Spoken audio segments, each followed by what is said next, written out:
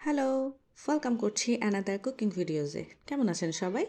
আমি আজকে বাঁশপাতার শুটকি মাছ রান্না করব। এর জন্য মাছটাকে ভালো করে ধুয়ে ছোট করে কেটে নিয়েছি। এরপর এটাকে ভালো করে ভেজে নিব। ছোট করে নেওয়ার কারণ এটা সহজে কুক হতে চায় না, মাছটা অনেক শক্ত। এর জন্য তো ভালো করে এটাকে আমি এখন ভেজে নিব।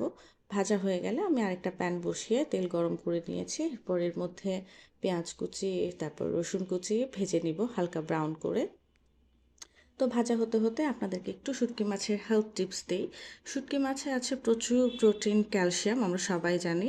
এছাড়াও আছে আয়রন, ওমেগা 3 ফ্যাটি অ্যাসিড। এটা শরীরের রোগ প্রতিরোধ ক্ষমতা যেমন বৃদ্ধি করে, হাড় ও দাঁতকে কিন্তু মজবুত করে, পেশি গঠন ও হৃদরোগের রক্তচাপ নিয়ন্ত্রণ করে।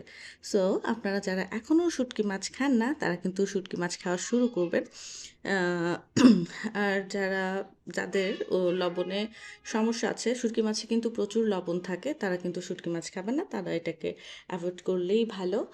সো স্ক্রিনে দেখা যাচ্ছে আমি পেঁয়াজটাকে ভালো করে ভেজে নিচ্ছি। ভাজা হয়ে গেলে এর মধ্যে আমি মশলাগুলোকে অ্যাড করে দিব। আমি এখানে শুকনো মরিচ পেস্ট, হলুদের গুঁড়া, লবণ সব কিছু একটা পানিতে ভালো করে মিশিয়ে নিয়েছিলাম। দেন সেটা আমি অ্যাড করে দিলাম, ভালো করে নেড়ে নিচ্ছি যেন মশলাগুলো ভালো করে কষানো হয়। এই তো নাড়া হয়ে গেছে।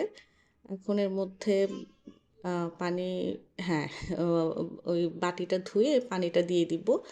ইয়া এই তো আমি পানিটা দিয়ে দিলাম। এখন এটাকে হচ্ছে আরেকটু ভালো করে কুক করে নিব। এই তো এর মধ্যে আমি আবারও পানি দিয়ে দিলাম। তারপর আমি এখন অ্যাড করে দিব শুটকি মাছ। তবে এটা কষানো হয়ে গিয়েছে। এখন এর মধ্যে শুটকি মাছগুলোকে অ্যাড করে দিব। এই তো এই তো এই শুটকি মাছগুলো হচ্ছে আমি একটু ভাজার পরে আমি পরে একটু থেতো করে নিয়েছি হালকা করে, যেন আর একটু ভালো করে একদম কুক হয়ে যায়। আহ, ইয়া তো এই তো আমি এটাকে এখন ভালো করে নেড়ে চেড়ে কুক করে নিব। তো আমার এই ভিডিওটি আপনাদের কাছে কেমন লাগলো অবশ্যই আমাকে জানাতে ভুলবেন না। আর এই বাঁশপাতা মাছের শুটকি আপনারা কি কেউ কখনো খেয়েছেন? যদি খেয়ে থাকেন আমাকে কিন্তু জানাতে পারেন। আর যদি না খেয়ে থাকেন আমি কমেন্ট করব যে আপনারা অবশ্যই একবার হলেও খেয়ে দেখবেন। এটা অনেক মজা হয়েছিল অ্যান্ড এটা আসলে খেতে অনেক মজা। আপনারা সবাই খাবেন।